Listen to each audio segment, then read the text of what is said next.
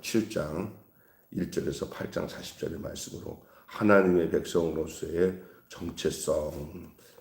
저는 이제 이 역대서 지금 해서 보니까 이렇게 긴 본문을 언제까지 이 역대상을 읽을 때까지 막 이 긴 본문을 또 나왔으며 뭐 어떻게 또 계속 그 반복되는 거 있잖아요. 이런 것들이 계속 나올 거예요 아마. 인구 조사 비슷하게 나오는데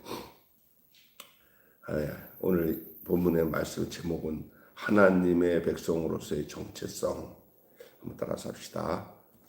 하나님의 백성으로서의 정체성. 다시 시작. 하나님의 백성으로서의 정체성. 역대상 7장 1절에서 8장 40절의 내용입니다. 하나님 나라의 백성의 정체성. 정체성이 뭡니까? 영어로는 아이덴티라고 그러죠. 내가 누구인가? 자기의 존재에 대해서에 대한 확인. 내가 어떤 존재인가라는 거. 존재감이라고 할 수도 있고요. 자신을 아는 거죠. 위치를 아는 거. 자존감이라고 해도 또 맞는 말도 돼요. 정체성 이런 거죠. 우리가 내가 남자인가 여자인가에 대한 것을 말할 때는 성정체성이라고 하죠. 성정체성. 민족에 대한 국가에 대한 정체성은 내가 어떤 민족인지 국가의 백성인지 내가 거기에 대해서 뚜렷이 알았다 때는 그때 나타나는 게 정체성이에요. 여러분 우리가 하나님께서 우리에게 주신 사명, 우리의 정체성을 올바르게 알아야 돼. 내가 하나님 앞에서 어떤 존재인가, 어떤 사람인가 이해를 해야 돼. 여러분은 어떻게 생각해요? 여러분 지금 하나님 앞에서 여러분은 어떤 사람이라고 생각하세요? 오늘 이게 이스라엘 백성들에게 있어서의 이 정체성 문제는 굉장히 중요했어요. 굉장히. 이스라엘 지파들은 그 역사에 단순한 그 계보 기록으로 기록한 것이 아니라 하나님의 백성으로서의 그 정체성과 사명을 드러내는데 그 목적이 있다고 할 수가 있어요. 특별히 군사의 수, 또 용사들의 명단이 강조되고 있는데 이거는 단순한 인구 조사가 아니라 하나님이 선택하신 백성으로서의 부르심과 감당해야 할 사명, 그것을 보여주고 있는 거예요. 하나님의 선택된 백성으로서 부르심 그리고 감당해야 할 사명을 보여주기 위해서 이 군사적 수와 용사들의 명단이 기록되고 있다는 것이죠. 여러분 하나님 나라에 여러분이 그 주의 십자가 군사의 명단에 여러분의 이름이 이렇게 하나님 나라 올라가서 하나님 나라에서 기록한 그 장부 그 명단에 여러분이 여기 나온 이 민수기가 아니라 이 역대기에 나오는 이름들이 이 기록된 것처럼 우리의 믿음의 이름이 우리가 하나님의 자녀로서의 이름이 아닌 십자가 군병으로서의 이름이 여러분이 당당하게 기록되어 있기를 주님의 이름으로 축원합니다. 그 매일 교회에 김병수 목사와 함께했던 아니면 또 사령교회 담임 목사 이재원 목사와 함께했던 이렇게 하면서 거기에 자기 이름이 거기에 같이 목사님과 함께 다 기록되는 축복이 있기를 주님의 이름으로 축원합니다. 여기서 이 정체성은 바로 그런 것을 우리에게 보여주고 있는 거예요. 특별히 군사적 수와 용사의 명단 안에 나오는 이름들은 바로 부르심과 그 사명을 보여주고 있는 정체성에 대한 내용을 말씀하고 있어요. 그래서 오늘 본문의 첫째 부분이 오늘 우리가 읽지 않고 넘어갔던 부분들인데 요단 서편의 지파들이에요. 이스라엘은 그 가나안 땅을 점령하는 가운데서 여러분 잘 알 거예요. 요단강을 건너기 전, 다시 말해서 요단강 도하 사건 이전에 벌써 여리고성을 점령하기 이전에 벌써 요단 동편 쪽은 땅을 다 점령했어요. 거기에 있었던 주민들을 다 쫓아내고 그 비옥한 길르앗 땅을 비롯한 그 넓은 좋은 땅들을 세 지파 반, 그 요단 동편 땅이라고 해요. 그 요단 동편 땅에 세 지파 반이 먼저 점령해서 자리를 잡았고, 요단강을 건넌 후 그 여리고성, 아이성 다 점령하면서 요단강을 기준으로 해서 요단 서동편, 요단 서편으로 나눠주는 거예요. 그래서 요단 서편 지파를 언급하는데, 이제 요단 서편 안에 있는 지파들의 이름이 이사갈, 베냐민, 그 다음에 아셀 지파. 이 목록이 군사적 수와 용사들의 명단이 등장합니다. 단순한 인구조사가 아니라 각 지파가 하나님의 백성으로서의 역할을 감당해야 할 것을 강조하면서, 포로기 이후 이제 여러분 이스라엘 백성들이 바벨론 포로로 잡혀갔다가 다시 돌아오잖아요. 포로로 돌아온 후에도 이스라엘이 한 가지로 선택된 백성인 것을 상기하는데, 이 역대기에 여기에 명단이 들어간 것이 그래서 있는 거예요.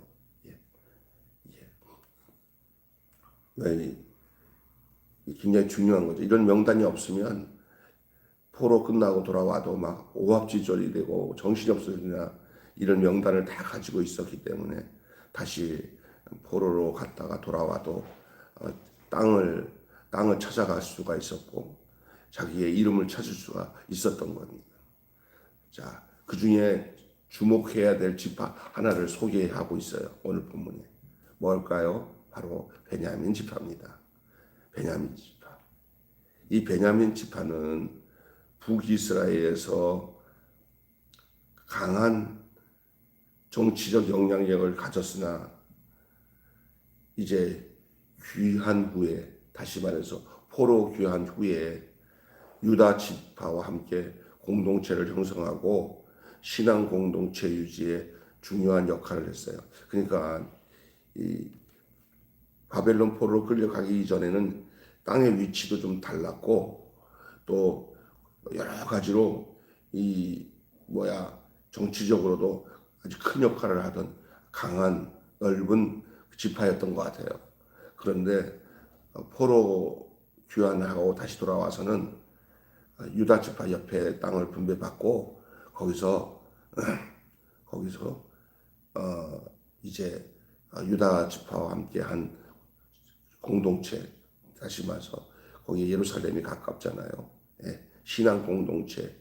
그래서 그들이 이런 거죠. 전에는 세상에서 잘난 맛에 살았지만 이젠 좀 정신을 차리고 곱게 신앙생활 잘하는 사람들 모습처럼, 이들의 지파는 허황되고 우쭐대는 데서 벗어나서 이제는 자숙하고 하나님만 의지하고 사는 그런 모습을 보여주듯이, 그 지파가 이렇게 신앙 공동체 유지에 더 중요한 역할을 하고 지냈어요.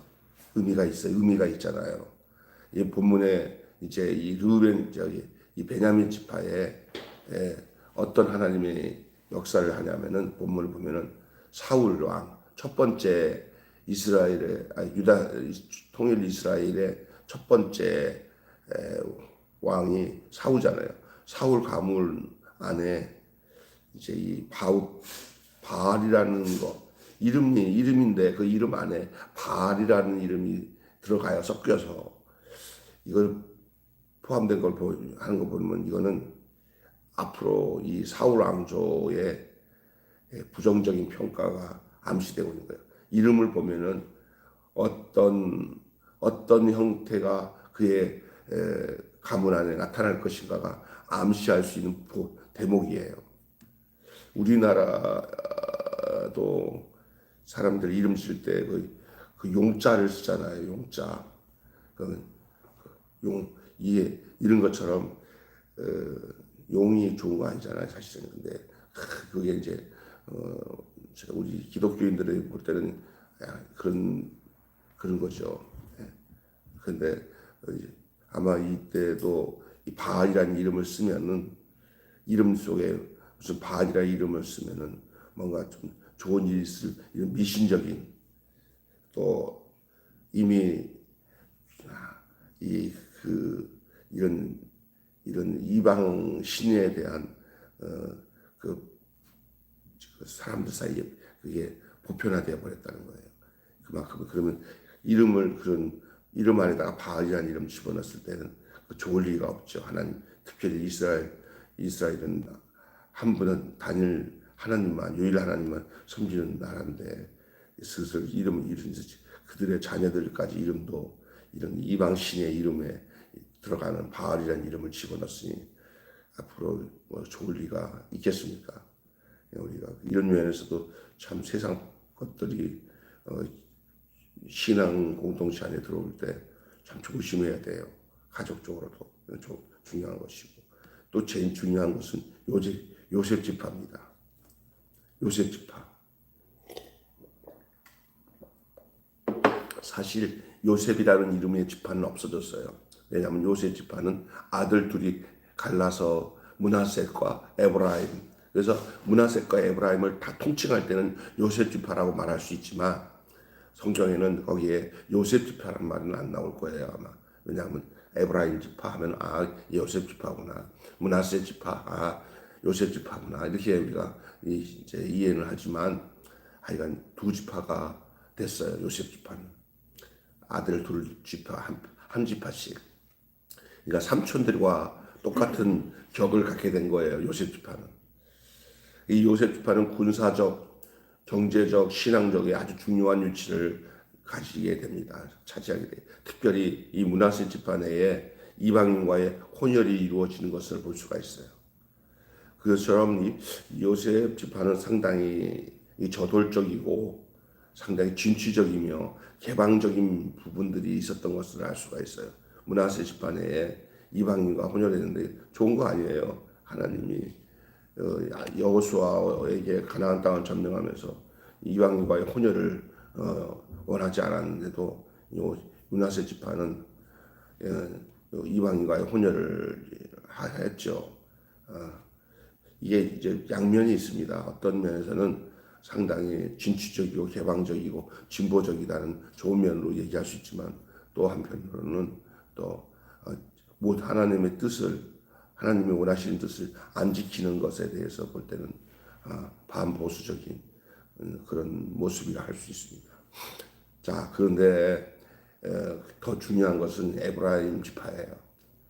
그래서 야곱이 이렇게 손을 이렇게 해가지고 축복을 했잖아요. 형이 므낫셋이에요. 동생이 에브라임이에요. 그런데 야곱이 이제 손을 엇갈려가지고 므낫셋에게 장자의 축복을 하듯이 축복을 하고 아니야 에브라임에게. 그러니까 요셉이 이러잖아요. 아버지 지금 저기 좀 손이 박혔어요. 그랬더니 다 안다. 그 에브라임에게 축복을 했는데 그 정말 에브라임은 이스라엘의 거의 요셉 지파가 장자 역할을 한다고 그랬잖아요. 요셉 지파가 르벤이 큰 실수를 저질렀다는 거 얘기했잖아요. 예. 그래가지고 그 장자 역할을 못하게 될 때 이제 그때 바로 요셉 지파가 그 역할을 하게 되는데 그 요셉 지파가 누가 그 역할을 하게 되냐? 에브라임 지파예요. 그래서 솔직히 말해서 그 이스라엘에서 가장 크고 강력하고 가장 센 지파가 에브라임 지파예요. 그래서 이 사사기에 보면은 이제 에브라임 지파한테 밑보이면은 곤란하니까 사사들이 늘 에브라임 지파를 언급을 해요. 근데 웃기는 게 뭐냐면 우리가 크고 장자다라고 하는 이런 에브라임 지파의 이 모습들이 그들에게 좋은 모습이 되지 않은 것을 많이 보게 돼요. 그 에브라임 지파는 그래서 성경에 보면 에브라따야 하잖아요. 에브라임을 이스라엘 전체를 통칭할 때도 사용할 정도로 이 에브라임은 그만큼 강력한 지파였습니다. 가나안 정착 과정에서 도전과 시련을 많이 겪었죠. 또 신앙적으로도 하나님의 인도하심 속에서 회복이 이루어지기도 했어요.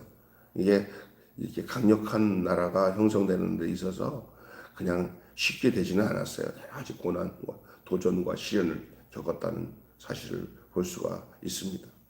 결론을 보면은 이 역대기 저자는 각 지파가 과거, 현재 신앙 공동체에서 맡은 역할을 강조하고 이스라엘 전체가 하나님의 백성으로 선택되었음을 상기하고 있는 겁니다.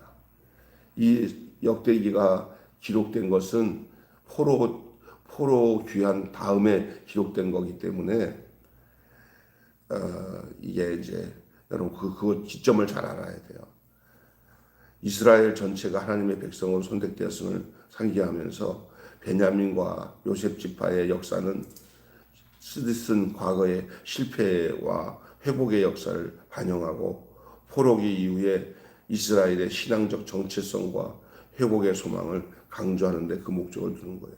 특별히 아까 우리가 같이 읽었던 7장 23절부터 27절 읽었잖아요. 거기에 하나님은 어떤 하나님으로 나타나시나 봐봐요.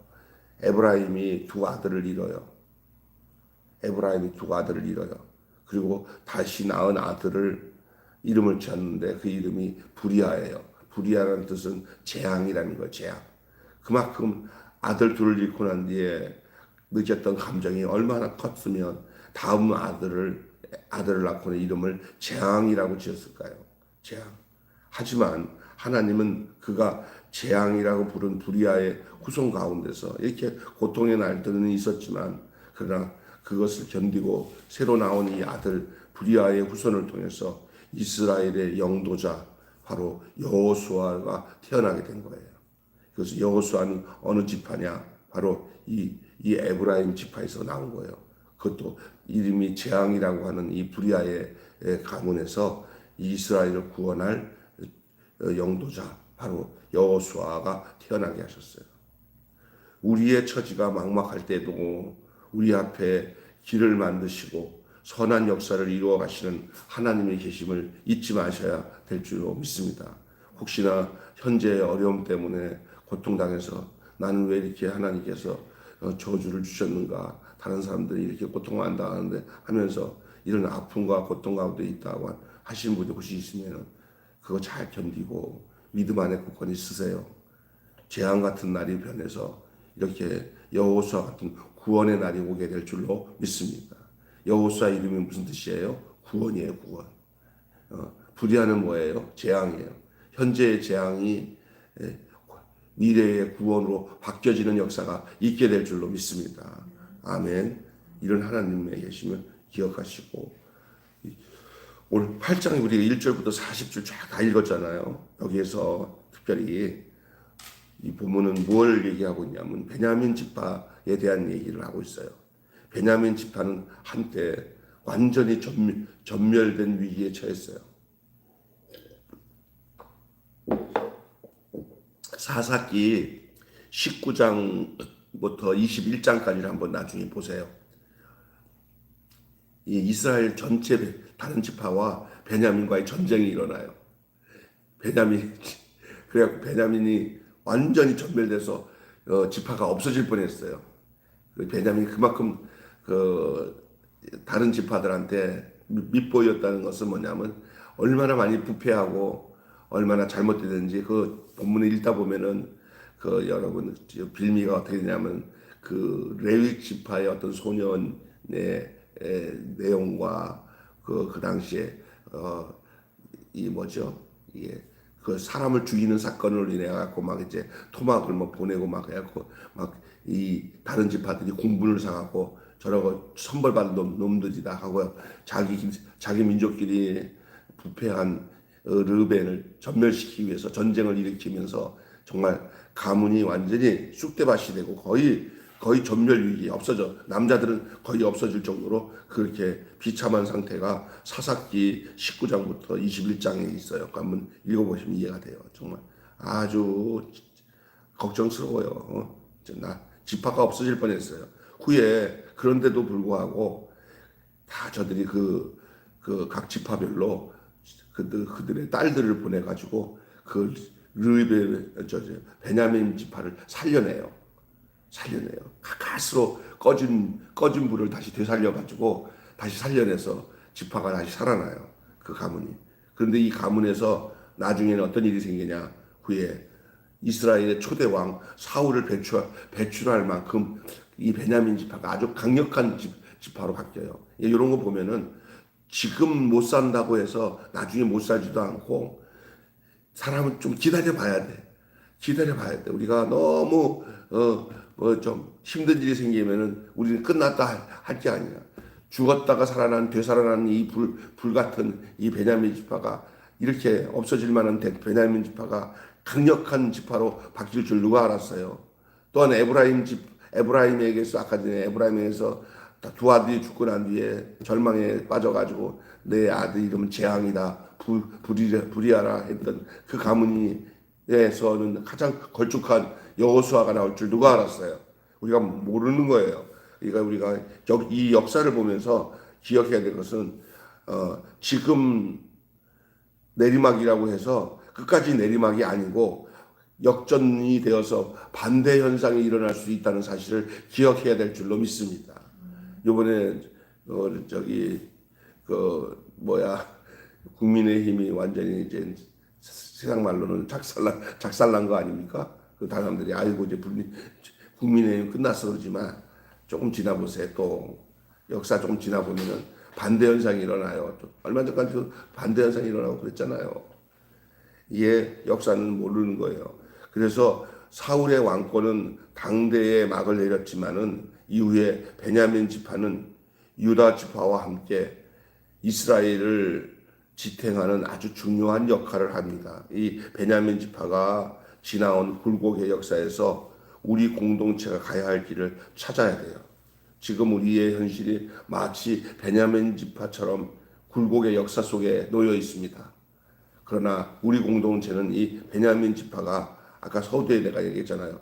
처음에 베냐민 지파가 이렇게 여러 가지 하다가 포록이 귀한 후에 저들의 위치를 세상에서 잘난 모습으로 사는 게 아니라 신앙 공동체 위주의 지파로 바뀌었다고 그랬잖아요. 철드는 거죠. 정신 차린 거죠.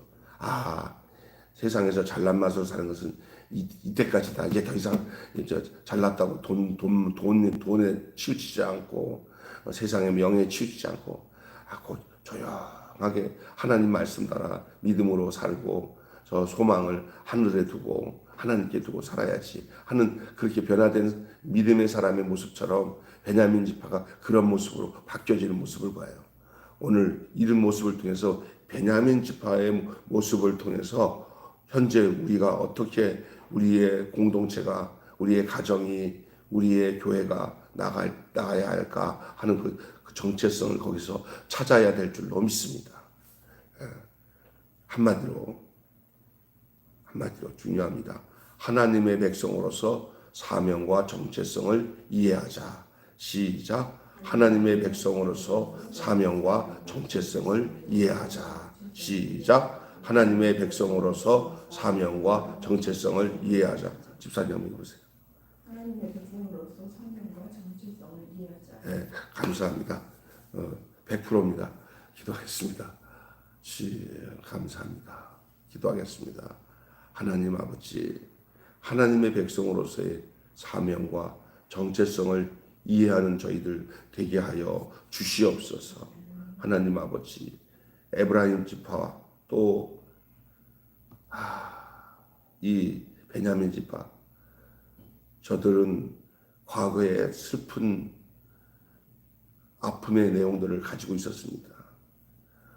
두 지파가 정말 한 지파는 재앙, 한 지파는 전멸당할 위기까지 놓여 있었던 자들이었습니다. 그런 일을 통해서 저들은 하나님 앞에서 겸손함을 배웠고 자기들의 정체성이 이렇게 우쭐대는 것이 아니라 하나님 앞에서 신앙적 공동체에다 마음을 두고 살아서 나갔던 것처럼, 그래서 베냐민 지파 같은 경우는 모든 지파가 다 없어져 버리고 이제 유다 지파와 둘 지파만 남아서 남유다 유대 나라라는 이제 적통의 나라로 남을 수 있었던 것이 바로 여기에 있는 줄로 믿습니다. 그들은 신앙 중심으로 살겠다고 작정한 후로 하나님께서 유다와 함께 그 베냐민 지파는 보존하여 주시고 그들이 유다 족속과 하나가 되어져서 이 메시아 왕국을 준비하는 하나님 보루로 쓰임을 받는 지파가 되었습니다. 하나님 아버지, 에브라임 지파 같은 경우는 두 아들을 잃어버리고 난 뒤에 부리아의 가문에서 그 재앙이라는 가문에서 이스라엘을 구원하는 영도자 여호수아가 태어났습니다. 지금의 고통과 어려움을 어떻게 우리가 승화시키고 우리의 정체성을 어디다가 두냐에 따라 우리의 삶의 회복의 역사도 나타나는 것을 믿습니다. 어렵고 힘들 때 자포자기하고 넘어지면은 좋은 날 볼 수 없지만 어려움을 견디고 이기면 정말 말할 수 없는 주님의 회복의 역사와 보존의 역사와 주님이 함께 하시는 놀라운 축복의 역사를 오늘 이스라엘 백성들의 역사 속에서 나온 것처럼 우리의 신앙, 우리의 인생과 삶 속에서도 동일하게 하나님께서 그렇게 인도하시고 역사하실 것을 우리에게 보여주는 것이 오늘 본문이 우리에게 말씀하고 있는 내용인 줄로 믿습니다. 하나님 아버지, 그렇습니다. 우리가 하나님의 백성으로서의 그 사명과 정체성을 잘 이해할 수 있도록 인도하여 주시옵소서. 우리 주 예수 그리스도 이름으로 기도하옵나이다. 아멘.